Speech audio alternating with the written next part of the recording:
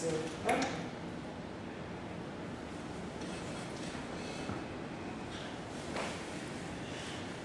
Alright, so what's up everybody, this is Ruben and this is a beautiful day, and today on the Proven by Ruben podcast we have Eric Chandler. What's up, brother? what's going on, man? How are you, man? I'm doing phenomenal. Awesome. If you could, tell everyone who you are, what you do, how you do it, and all that good jazz.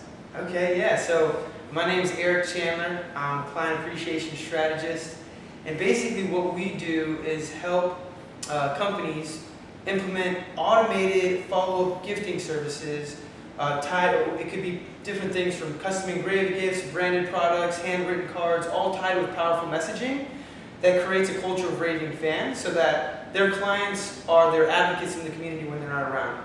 Gotcha. And what's your position in this company? I'm CEO. Got it. Okay, perfect. So what started this all for you? What started this for Eric Chandler growing this business? Oh man, I mean, really, it's just seeing an opportunity and taking action on that opportunity. Because if I really go back, it started like about 6 years ago. Gotcha. Yeah, 6 years ago selling CUTCO knives. I started off selling CUTCO knives. A lot of people heard about those. And I was definitely not a rock star from the get-go. I had no sales experience. I was in college. I was still competing in wrestling. And at first, it was just something to build my resume and have a flexible income around wrestling.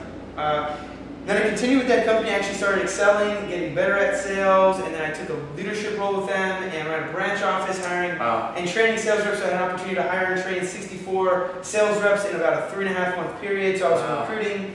It was cool just, running a receptionist staff, and that's kind of where I learned some leadership skills. And then, then I went into a program with CUTCO where they had something where basically the realtor program, and that's kind of where I met you. Yes. So this is a program where we helped realtors brand their business using the CUTCO product as a closing gift, right? Gotcha. The biggest problem that most realtors face when it comes to client retention is simply being top of mind when their client needs them. That's right. So we would put these CUTCO knives, which are guaranteed forever, incorporate into the client's daily routine, and they would give them branded with their information. So it gave top of mind awareness, and the client got a great product they use all the time. And so I started there. That's really where it really started to kind of change for me, going from like selling knives to actually like selling, the knife is now a product, and really what we were doing is helping people stay connected, and the product was just an avenue to do that. Right. And I realized not everybody wanted to give a knife, so I said, well, what else could we give that would make sense as a strategic gift? So that's where we came out with cutting boards, and a few other different gift options, insulated drinkware. We started thinking, if we're going to give gifts, like what gifts should we give? And we started thinking, well, so we came up with basically the standard for the gifts that we would offer to clients, which is it visible? Is it practical? Is it used daily? Like, is it incorporated into their daily routine? Is it high quality? And can it be customized? So we came out with a few different products, and I rebranded as cutting edge gifting because I wanted to be positioned not as like a CUTCO guy, but as a gifting company, right? And kind of expand our offering so we can bring more value to the market. And then we, at that point, I was basically just sourcing different products and stocking them at an engraving shop, or buying them wholesale and then having them do the fulfillment and ship it. And after a while, we started growing so much, I started realizing that doing it that way, I couldn't bring the level of service that I wanted to because I wasn't in control of my fulfillment. So if something messed up, my level of service is only good as their level of service. So I ended up starting my own engraving shop so I could do all of my own fulfillment. And so that started to grow. We started doing that last year. We partnered with a company in Wilmington, and basically we created a brand called Wilmington Vet Boards. So we actually launched our own line of cutting boards. Wow. And what's really cool about that is we just did our first community project. I'm super happy to share that. There was Alan. He's a 22-year Marine. He has 7 deployments. He's been blown up twice. He's fully disabled. And he had an issue where he suffered from seizures, and he actually had a seizure and fell over in a shower and bumped his head and got knocked unconscious. Whoa. And for him, that was one of the most powerful things that could change his life. He needed a handy handicap accessible shower. So just about 3.5 weeks ago, we finished that up for him, and we're looking to do more. Can we see that? Do you have video? I have video and pictures. Yeah? Yeah. I'll share that with you. Yeah. His wife was, sending me pictures as they were doing the work, like the before, the during, the after. Right. And she said that it brought tears to his eyes, and I was like, wow, like something so simple can mean so much to somebody.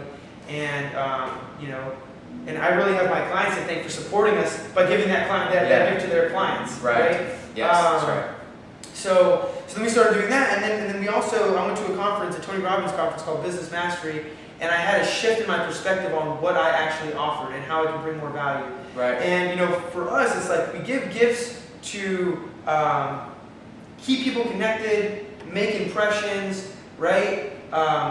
Show and express gratitude and appreciation, but we're also there to make sure that that client has our client top of mind when they need them. Right. And we want to help our clients turn them into raving fans. Yep. Because if somebody has a client, right, this is what I learned at that conference, if somebody has a client, right, that client means, they're subject to use somebody else whenever the time comes. The market. A raving fan will be with you for life and be your advocate. When somebody mentions real estate, oh my gosh, I gotta introduce my guy. You can't use anybody else. That's a raving fan. That's a raving fan.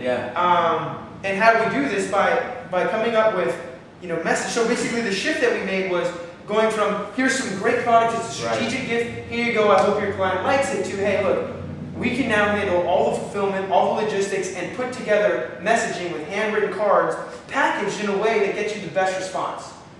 Right? So we started implementing gifting strategies that got our clients calling them with gratitude and appreciation, sending them pictures, and ultimately it leads to more business. Right? Whether it's through the same person, whether it's through getting referrals, and you're just building that relationship. So we have a campaign program now where we'll design a follow-up strategy consisting of all these things, dropped over a period of time. So we work with clients now to say, what does your client experience look like as far as custom engraved branded products or handwritten cards, and we design a schedule, come up with the messaging, and we start with how do we want the client to feel, right? Most of the time people say, what am I going to get a client? We change that shift from what are you going to give to how do you want your client to feel, and then let's design a gifting strategy around that. And that's kind of where we are today. Wow. So that was 0 to 100 times 100. Dude, right now this is just the beginning. We've got so many more things coming. Exactly, and that kind of rolls me to the next question, because you have the mindset of innovation, right? And you have the mindset where you're constantly asking questions to yourself of how can this thing get better? How should I be looking at it, right? So what is next? I mean, we just heard from I sucked at CUTCO to now the CEO running my own company. So what's next? What's next? What are you questioning? Like, how can things get better? Talk to us about that. Well, I think when I think of that question, I look at it as different areas, right? Of course you do. Let's hear it. I mean, I love it. This is that mindset I want to hear. Right. No. Great. Perfect.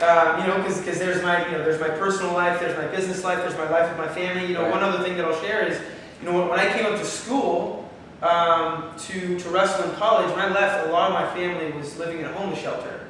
And so my mission at one point was basically to grow a business so that I can provide jobs for them. And so it was my stepmom, my mom, my stepdad, my younger sister, my younger brother, my older sister, her kids, and her husband were all living in a homeless shelter. Today, my stepmom, my brother, my twin brother, 2 of my aunts, and my older sister now all work in our company, providing for their family. So, what's next as far as that front goes, that was a mission of mine, was basically to get everybody set up and move out of poverty to at least middle class, where money's coming in and it's steady and it's not like a headache, right? At least you can provide for yourself. So, I'm moving my family up, or they're moving up really, and I'm going to help assist them get into the houses and just kind of continue to help them grow and change their financial path, their financial trajectory. And then, as far as our company, we just brought on an agency that's going to really help us with project management, because you got to think now we have about 12 people in our organization, and when you're just starting this thing from scratch, it's you. Like, you're the janitor, you're the trainer, you're the salesperson, you're the system developer, you're the marketer, you're doing everything, right? So over time, I've started to build different positions and kind of leverage people and systems. Love it. To kind of scale. So I think the next step for me is to move out of production. Up till now, I've been probably the #1 producer in our organization, and I've hired a few different sales reps, some inside sales reps, some outside sales reps that are going to be fielding the calls. And basically, the transition is going to be me doing events. I know you've seen me at events. I would do about 200 events where I would sponsor and speak, collect cards, and close sales and follow up. Now I'm going to be speaking at those events, and if somebody sells, they can, but our offer is different, right? Like before, it was like, like I need to close a sale now, and that's important. But now with the way that we integrate with people's business through our dropshipping program, we have subscription-based business now. It's just a little bit different, right? It's more about nurturing and building the relationship and providing as much value as possible. And so when I'm at those events, it's really about providing value. And hey, if you're ready to go and you need to place an order, great. If not, give me your information. And now I'm going to have a sales funnel that people will go through, where we can kind of tell our story, and then have internal salespeople that can follow up, and then internal service people that can also follow up from the service end, and then we have our fulfillment department that will handle logistics and fulfillment. And then my role is basically to speak at these events and drive leads, and at some point the next step would be to get somebody else to run those events in my area for me, in my place. And now I've completely removed myself from the sales process. We have leads coming in, people the face at events, then people following up, closing sales, and then I can work on more, okay, what's product development look like? What's the direction of the company? How's the branding looking, right? And then I'm basically going to be working with special teams and then leveraging those teams to grow. There's a couple other things that we're looking at. We've basically 10x to 100x our average order with this new program. And it's not for everybody, but it's much higher level of service. So my focus is now going to shift to finding more of those clients that we can serve at that level. And then also we have a line of wholesalers that we do fulfillment for. So my role is going to be more building relationships with those wholesalers, finding and building relationships with those top tier clients that we want to have, while the sales team and the system is running itself. And then also just start planning for future growth. Like, when you 10x your business, right? We're running it out of the house. It's not going to work anymore. So just kind of basically looking at what could potentially sink my business, right? So I'm 7 steps ahead, right? And start planning for that, right? Which we already do, but like if I had more time to focus on that. That's right. And then I'm also potentially looking for investors, and we want to grow to be at least a $10 million company in the next couple of years. Wow. Okay. So do you have all of this planned out? So say, for example, talent comes to your business, they're excited, your energy's already got them excited, right? But they see the growth, they see where you guys are going. Do you have a roadmap of everything that you just said that we could kind of look at, play out, say this is my next step, this is my next step? Like, have you grown that, or is it just grind, hustle, and this is kind of what I see coming? This is what I see coming, and that's the plan, that's the master plan. I don't have it mapped out completely because I'm going through the process now, right? Our business is shifting so fast that I'm like, okay, cool, so this is how I'm going to adjust, and this is how I'm going to adjust. So right now, I see that being the future. That could adjust, that could shift, that could change. But, I've got a session with him after this podcast. We're going to be talking about reorders, right? Next week, he's going to start taking that on. So, I don't have it like absolutely written out, but I have it up here. Gotcha. So from the very beginning, if we back to 1 or 2, because we're at like 1,000 right now, which is awesome, right? Yeah. And then I know you're looking at 10x 1,000, but let's say we're at 2 or 3 right now. You said that when you first started CUTCO, you weren't that good. Like, how long were you not that good, and then why did you stay in it? Okay, how long was I not good? I wasn't good for a lot. Put it like this: by the time I got good, most of the people in my initial training class had quit. The people that were rock stars from the get-go, they'd already lost. So they have this thing called this fast start. Your first 10 days. The goal is to go out there and crush it, do as many appointments with people that you know, and get as much experience as you can. But I was born and raised in Miami and came up to Greensboro and didn't know anybody. Before selling CUTCO knives, I worked in a restaurant as a sous chef. And then before that, I did able-bodied labor. This is where, because believe it or not, like I was a D1 athlete, wrestling in college, had great grades. I couldn't get a summer job to save my life. At the mall, restaurant, I couldn't get a summer job. But there was this one place called able body labor, and it's basically a place that you walk up to every day at 5:30 in the morning. You have your boots on, packed lunch, and they send you out to a construction site for the day. And you're basically doing stuff like moving rebar, pulling wood out of creeks, and then you come back, you get paid minimum wage, you're working this hot sun all day, from 5:30 to whenever the job is done. Yeah. And they pay you out the same day because it's not guaranteed. You got to get up and go work the next day. Yeah. So I basically did that Monday through Friday, and then I would train in the evenings, work out in the evenings my first summer, right? So, and then so funny looking back at like where I am now, I was so thankful to have that opportunity. I was like, I made $200 this week. Yeah. Yeah. Like I'm doing it, you know. And especially something that's not guaranteed, right? Well. But see, here's the thing: is I made sure that it was guaranteed because I worked my tail off. I was like, I got on a ticket today. Yeah. I'm gonna work. I'm gonna make sure that when this person needs more people like us, they're selling. Hey, send that other guy that came back last time. Right. So I worked harder than every single person out there. I was also at an advantage. I was like a 21-year-old college athlete. Yeah. And I'm working with like 50, 60-year-old. You're picking up the people that are falling out on the field, like you're. Yeah. Hey man, take it easy. Yeah. Go, take a shit. Take a rest. Got your Grandpa. Yeah. Grandpa Joe. Yeah. No, but I mean, and I loved it, but and I think so then, but I was a little rough around the edges doing it. So when I started selling CUTCO knives, I was a hard worker. Yeah. And I had a lot of grind. I was willing to grind, and I didn't care about rejection. Yes. I was like, oh, they said no, okay, cool. And then what basically why I kind of like had that shift was I had a long-term mission. So a long-term goal for me was just 1 year. I was like, okay, so I'm in college right now. The best job I can get right now is $8.50 an hour. And if I just continue, and they have this commission level where in my mind, I'm like, if I just sell this amount and at that commission level, and I'll make $500 a week, that's more than any job that I can get right now. Right. If I can do that, that is a dream. Right? So that's what I had in my head. And I was like, I'm committed for at least a year to get to that point. Right? So most young people, when they start selling CUTCO, if they don't see some success right away, it's in real estate too. Any high, you got to give yourself time to like learn and like develop, right? Like I was the worst because I was just, I was working in construction, no communication skills, hard-nosed wrestler. Yeah. Like you don't want to buy the knives? Put you in a lock right now. Well, why not?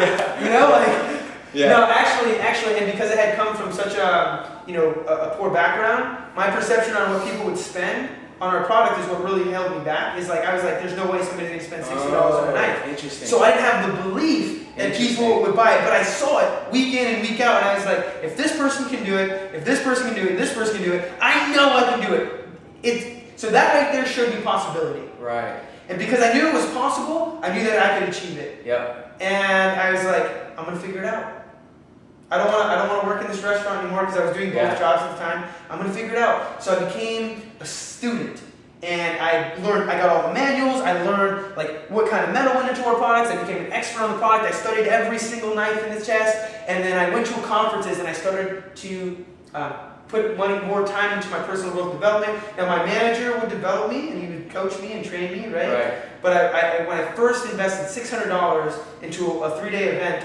And it was basically all the top people in CUTCO would go every year. They would share the goods. And I came back from that, and I had an 80% closing percentage. If I met with 5 people, I was closing 4.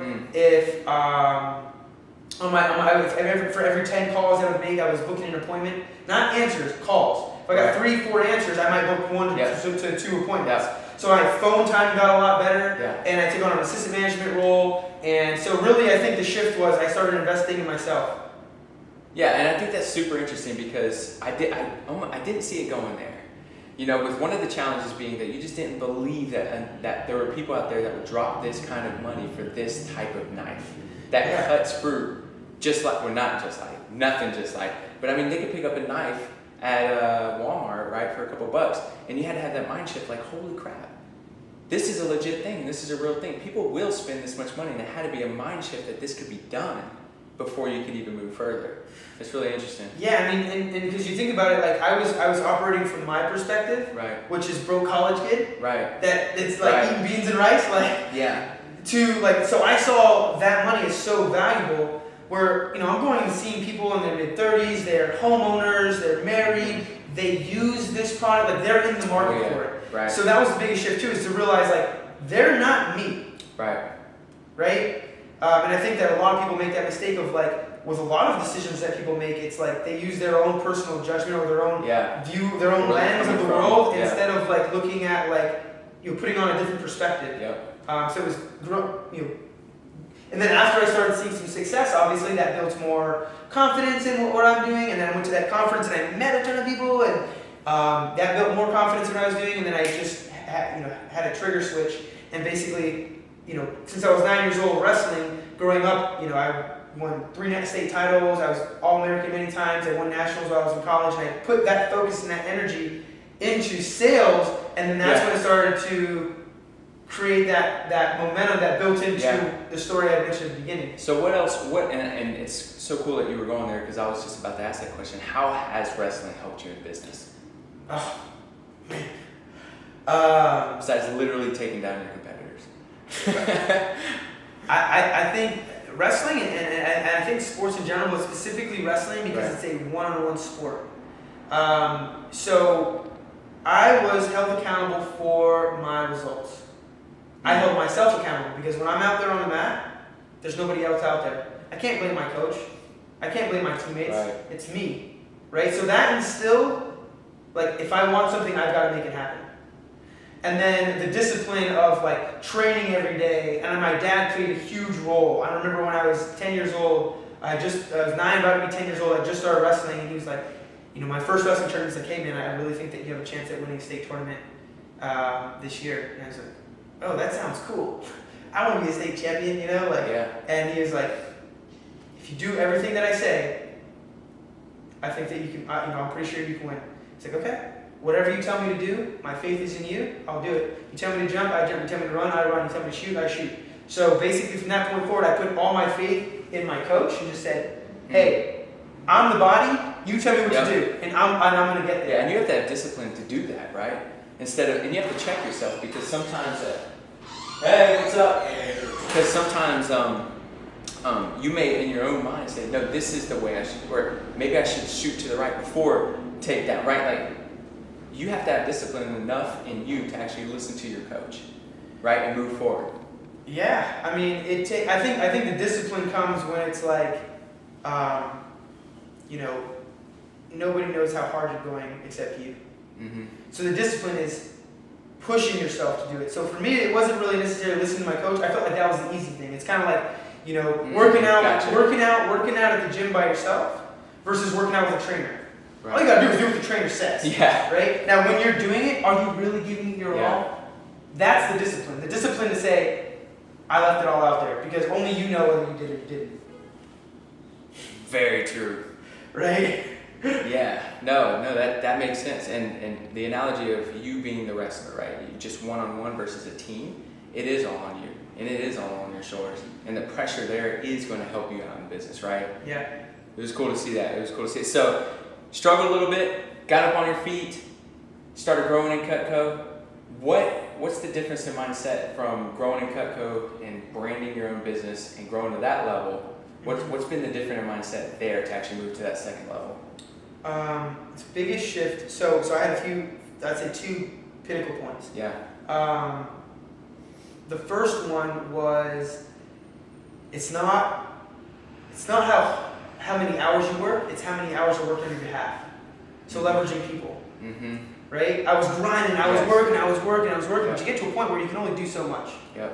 Right? Even, and then you get efficient within that role, but to really scale and grow to an influential leader or a CEO, right? Like, a lot of people call themselves a CEO, but like, they're really a salesperson. Mm-hmm. Right? And they might be the CEO, and that might be their title, and they're in charge of all these things, but ultimately, like, to scale beyond yourself, you need to hire more people that will take on either some of the admins. You can still be the main producer if you want, right? But ideally, like, the CEO is not the main producer. So leveraging other people and creating positions and opportunities for other people. Yeah. And the second shift was going from serving myself to serving others. right? When I'm by myself, it's like, yeah, I'm growing, I gotta make more, but it's all for me. I've gotta get a nicer car, I've gotta get a nicer house, I gotta get a better financial status, right? To like, okay, cool. Now, how can I work so hard to create a position for somebody else that needs it? Like my brother Jay, or my sister Sarah, or our entire team. Right now, we're at a point where we're hiring outside of our family, obviously, but it's like, how can I basically serve them? How can I create opportunities for them? Right? So serving me to serving them, and then also when it comes to our clients, it's like, going from like, I've got to close this deal because I need this, to like, I'm here to serve them, and then tapping into like, what is the extent of my service, right? Because I might help this one person with this, but there's a ripple effect, right? And like, I can imagine sometimes there's a sea of people that I will never even meet. They get our gifts, and we put a smile on their face, right? Yeah, this whole game changes when you make it bigger than you. Not only in business, but in life. Right? As soon as it becomes bigger than you, you feel that you can make a bigger impact, you work a little bit harder because it's no longer about you. It's way more motivating, it's way more energizing, especially when you got people that are counting on you, right? Like, it's not just you anymore, right? It's like, I gotta build for them. Yep. And all their dreams and the things that they want. Yep. And their family. Yep. And I've got to become better and greater for our clients and give a better service to them and bring more value to them. I've got to do more so that I can help more veterans in need. Right? The bigger our company gets, the more projects that we can do, right? The more people that we can help, and the bigger impact that we can leave on this world. It's crazy. So I've interviewed a couple of CEOs already and business leaders, and I feel like we're getting the same type of conversation no matter what the business is. You are growing a business to impact other people's lives and allow other people to have more opportunity than they've ever had in their life. And it's so cool because you see people this is kind of how it progresses, right? They do it for themselves at first because they just need to get out of their current situation. Right? So they're going to grind, they're going to hustle, screw skill, I'm just going to work my butt off because this is what it takes to get here. Then you find out skill's kind of important. Right? You could have got there a lot faster with a little skill. Yeah. And then leverage, right? Leverage where you can leverage other people. But it's so cool to watch because the mold ends up being this person that is put on earth to impact others. And I'm hearing it through your story as well. Yeah. That's why I think we're good friends. You're the man. Yeah. You're the man. So say you grow to a point, you're completely leveraged out, right? You have a sales force, and now you're working on the business instead of in the business, right? You're doing the vision stuff. Do you see yourself, and I know that you said that you'll be speaking and talking, but I see that you have enough energy to pull this off, right? That where some of your speaking gigs, yes, they're going to be motivational, but it's like a business conversation, like standing up and speaking, yes, about your life, yes, about your story, but do you see yourself kind of traveling and doing not so much a sales conversation on stage, but a motivated, talking to business leaders, traveling and having that conversation on stage. Do you see that coming up? Yeah, if that opportunity ever came up, I would definitely take it because I feel like I have value to share, and if there's somebody that can be inspired or do better or get something from it, like, I'm not serving anybody, I'm being selfish by not sharing that. That's right. So, I can definitely see that. I can see that too. I can see that going in the future. This is what's cool about podcasts, is because this will allow you to have a stage in their car. Yeah. Right. Or a stage in their bathroom. But some people, and the reason why I wanted to know about your dirt, like the grind at first, is because a lot of people are there and they need to hear that. Right? And now ultimately it's on them, right? If it's wrestling, it's one-on-one, they need to go out there, they need to take action. But it feels good to hear that somebody had to show up for work every day because it wasn't guaranteed. It wasn't a salary. You're not hired. You're hired for this one job. Come back tomorrow to see like that type of grind. And that type of dirt, and then to grow to be where you're at, like no excuses. Like whatever this person, whoever's listening to it right now, they may have threw like 3 or 4 excuses out while they're listening to you. Oh, well, this is why I can't do it. Bull. That's bull. Because your story should wake them up, slap them in the face, and be like, listen, you can too. Yeah. I hope, and we're all guilty of our own excuses, Mm-hmm. right? But I think if somebody can put on a different lens and see their situation from third person, yeah, and remove their ego, that's another thing. Is when people don't succeed, you're just coaching someone on this. Yes. and they don't succeed, their ego gets in the way, and Yep. then they've got to make excuses Yep. so they can feel better about themselves. That's right. And really, it's just like put the ego in the box. Do what you must. Yep. So I'm coaching an agent who's growing a team, and they have an agent on their team. She was afraid to have this very confronting conversation with him because of his ego. And I was like, listen, if the guy's got ego is one of the most dangerous things that you can have in your organization. You have to have a strong conversation with him. He's got to change it, or he's out. I mean, ego could kill everything. There's no room for ego in the business, especially if you're trying to build a strong culture. You can't have ego in there walking around. No, man. Where's growth in ego? No, I think there might even be some shrinkage. Ego's got to make others feel small. Like Yeah. there's no growth. It's only Exactly. it's like ego feels bigger by making others smaller. That's right. Versus growing, right? So. So what would you tell that person? The person that needs to have a conversation with somebody who has a big ego. So you have someone on your sales team. They have a big ego, and you kind of don't want to approach them because of their ego. Now I know you would. But how would you coach me? I'm the person that has the salesperson on my team, and I need you to coach me on how I'm going to talk to this person with a large ego. I'm going to coach you on talking to somebody with an ego. Yes. So give me some perspective here. What am I going to talk to you about? Like, why do I need to talk to you? Well, you would like to have him in a different position on the team, but you know his ego won't allow him to go in that position because it's quote unquote a lower position. Okay. It's like, hey Ruben, thanks for taking some time to sit with me. I really appreciate it. I know you're super busy, so it means the world to me. Just taking some minutes, some time to hear me out on what I think that we need to grow as a team. Gotcha. If there's anything that I could do to help support you, let me know. I would definitely do it. But there's a few things I'd like to share with you. If you're open to maybe adjusting or at least hearing me out, I think if we make these changes, I think that we're all going to be a lot better off.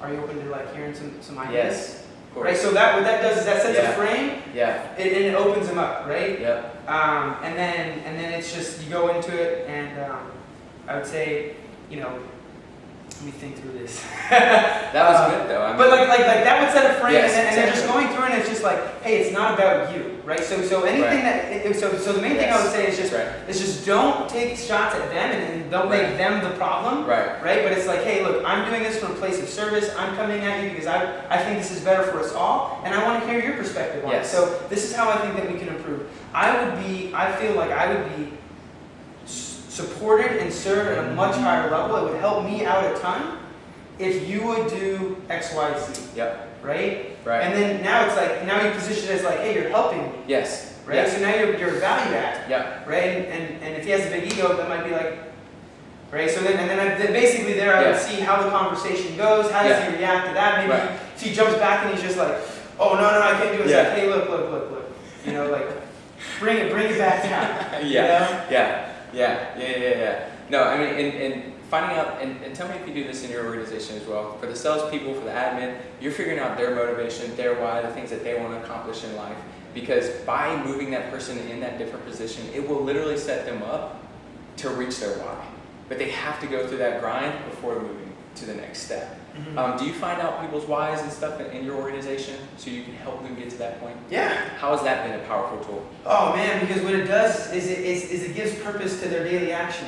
Yep. Agreed. It gives purpose to their daily action. So you find, and what you find is that like your whys aren't their whys. Right. You might want to do, Right. right? So your whys aren't their whys. So you might be speaking to, you're like, yeah, we're going to do this, we're going to do this, and they're going, oh gosh, all I really want is this. Yes. You know? Yep. So going through that discovery process, asking them, so like, I want to set some time to like talk about you and Yes. what you want out of life and how we can help you get there. That's right. Right? And how your mission and your vision for your personal life and where you want to be intersects with the work that we do together. Agreed. And then when you have that conversation, like I found out, for example, one of my staff, she just wants to have 4 weeks off a year where she doesn't have to worry about work. So our thing is we're mobile, right? With our business, nobody clocks in. You have your tasks that you're supposed to do, and you get it done, right? If you're not getting it done, then there's some conversations. But basically, people can get it done. But if you can travel, you have to tell me you're going on vacation, you have to tell me anything. But you've got to continue doing it. But that's not fair if somebody wants to take a legit vacation and they still got to worry about work, right? So what she wanted was just to take a vacation. This is so reasonable. I would have never known if I didn't ask her. She just wants freedom to be completely off and away from work for 4 weeks out of the year, right? And why? Why is that important to her? Her freedom. She's getting closer to retirement age. She Yeah. she doesn't always, she wants to have a life outside of work, right? So it's like, maybe here's a hard stop time. The challenge with that is, you work whenever you want. You want to work late, you work late. You want to work early, you work early, right? You design your own schedule, basically. Right. But, so then that said, okay, cool. How do we make that a reality? Okay, well, we need to make that a reality. What would that look like, Gloria? Right. Like, what would we need to do? Yeah. What would we need to do to make that a reality? Well, somebody would have to fill in. Okay, cool. So what do we got to do to make sure that somebody can fill in for you when you're on vacation? Well, there's probably got to be a manual. Okay, great. What would be in that manual? You just go through this. It's the power of questions, right? Yeah. And then, okay, great. Now what we're doing is we're optimizing the current system. Yeah. Everybody on their team is going to create a manual. And really they're creating a manual, but really what they're doing is they're creating freedom on vacation. Yes.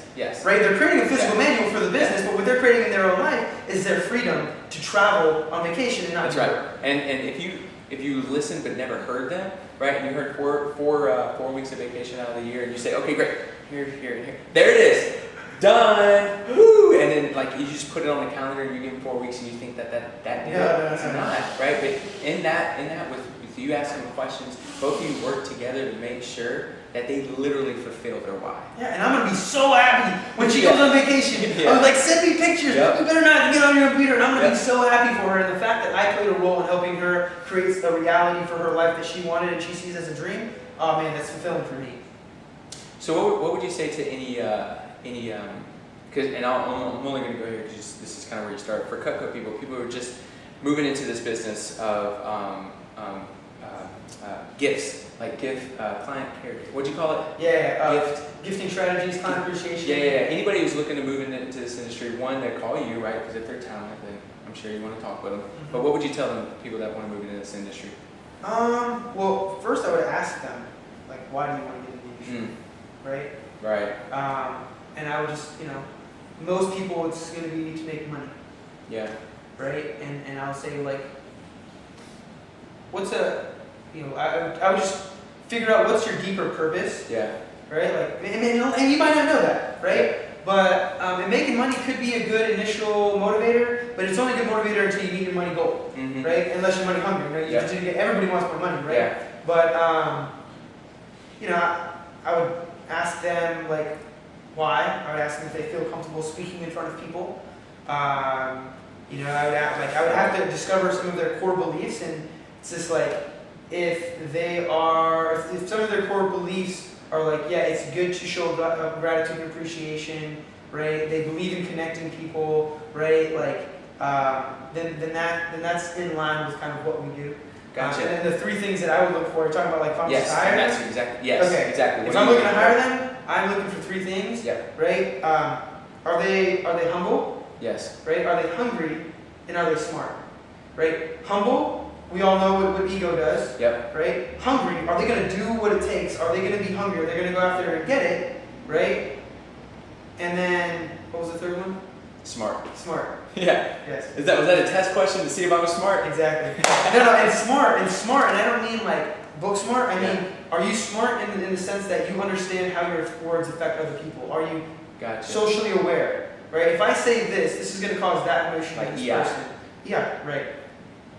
Right. Do you understand how your actions affect other people? So those three things are what I look for. Has that been a good cornerstone to figuring out not only who should be in the organization, but now that they're in the organization, they're really showing up and doing the things that they said they were going to do? Yep. Yeah. Awesome. So I got a few questions I'm going to throw at you, okay? Let's do it. All right. What do you believe separates excellent from average? excellent from average.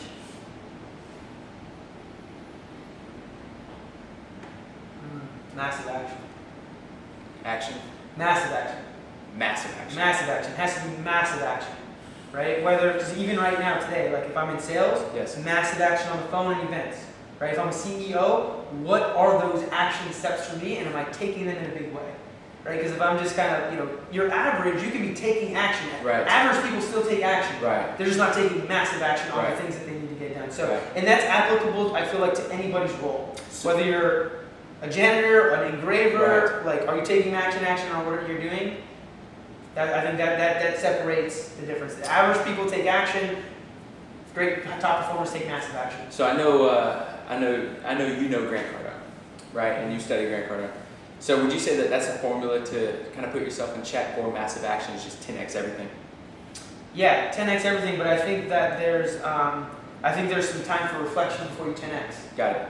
I think that you need to step back and sometimes take a look and say, like, is this the thing that I should be 10xing my massive action on? 20. And where else, like, what other areas for opportunity could I potentially be getting better results with my time or moving my mission or my goal forward? So right? have you heard of the 80-20 rule? Mm-hmm. Yeah, and that's where you're... Yeah, 80-20 rule, right?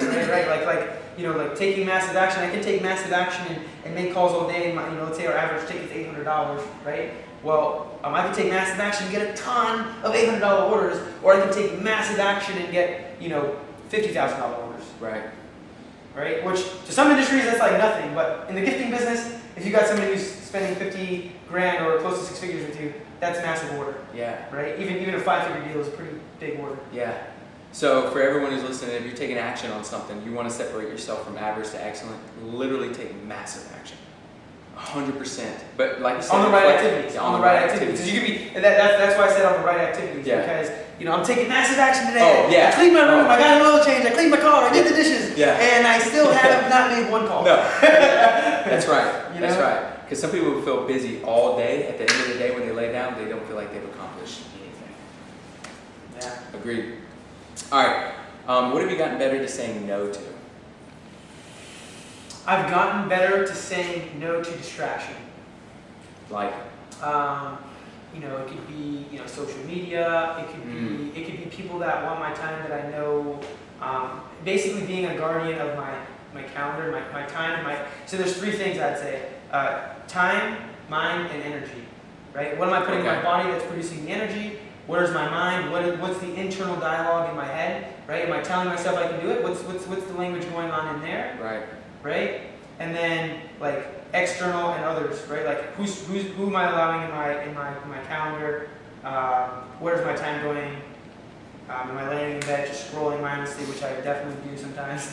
How do you keep yourself in check when your mind says you can't do something? You find evidence that you can, right?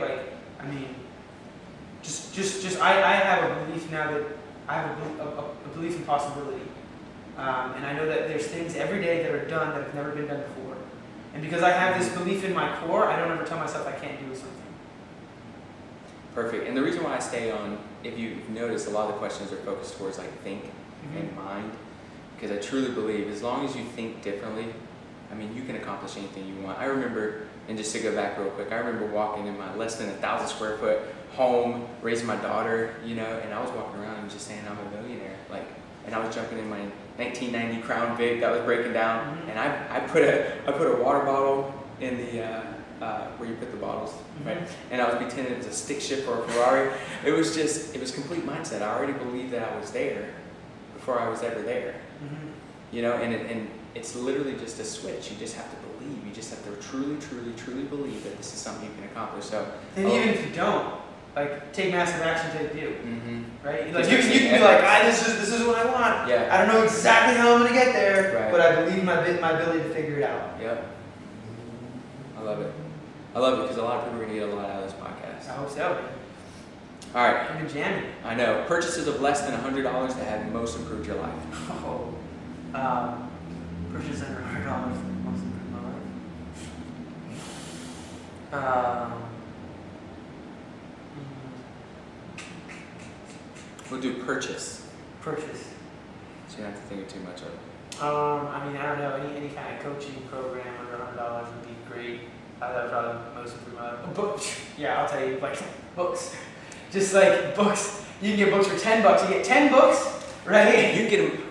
What's the $5 store? You can get them free. There's a Let's basket. say John Maxwell. I'd say anything John Maxwell is going to be great, and you can get one of his books under $100, and that's probably what's changed my life the most. Yeah. Again, what I keep hearing over and over is Audible and books. Mm-hmm.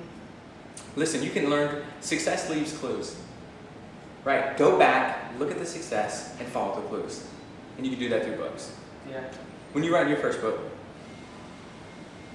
I don't know, man. Not on the radar yet? I mean, I know it's something that I definitely want to get in there and do. Yes. What question do you have for me? How long are you going to keep the beard? 1 year. So I've challenged myself for 1 year. This December, I will cut it. Yeah. Actually, January 1, 2019. Wow, okay. Yep. December 1, 2019? Yep. Why that date? Just because that's really because it started No Shave November. November this year would literally be 1 year. But the thing is, I can't cut it in December when Santa's running around. Like, I have to also compete with that guy. My beard better be strong. Yeah. Right? So after that, then I'll cut it. Yeah. No, or that was like a joke question, but another a good question would be, like,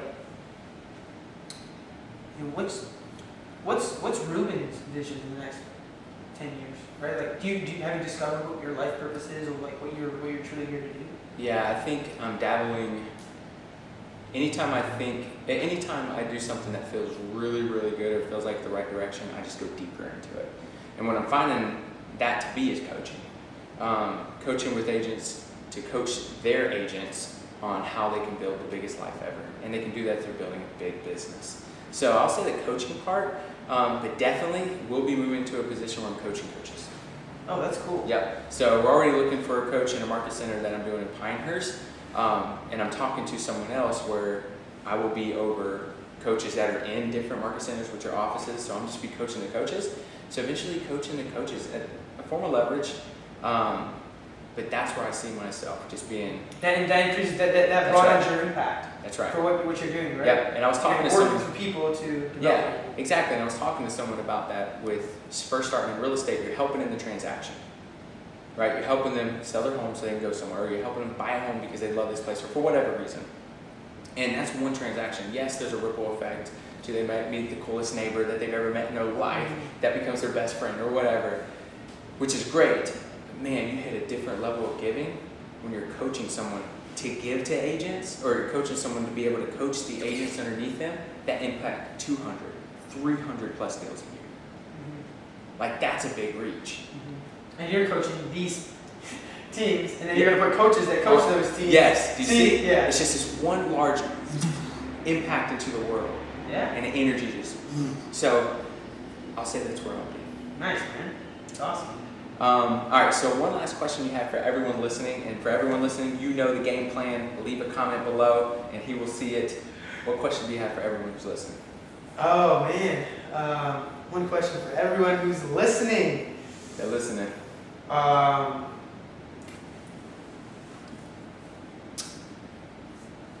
Do you ever give gifts? And if you have given a gift, what's either the best gift that you've ever given, or what was the result of the gift that you gave? Did they bring tears to their eyes? Did it build a relationship? Did it, bring joy to their life? What did it do for you? So what did that gift do? Man, you're going deep into the gifting world, man. Dude, that's what I do, man. That's what I do. Yeah, that's awesome. All right, guys, you heard that. So go ahead, comment below. What's that best gift, and what was the impact of that gift? He really wants to hear about it, and I'm sure he'll message you back. Yeah. Thank you so much for this opportunity. Appreciate it. Thanks for inviting me to your pad. Yeah, man. All right, brother. Appreciate it. No way. That we're good. But dude, I think the battery. How much did we get? I don't know. Oh, fuck, you didn't get it? Dude. No, it was going, and I had two. Dude, we crushed it. I know, I caught the tail end of it. It sounds good. So it's on camera though, for sure. That's why I record. Well, can you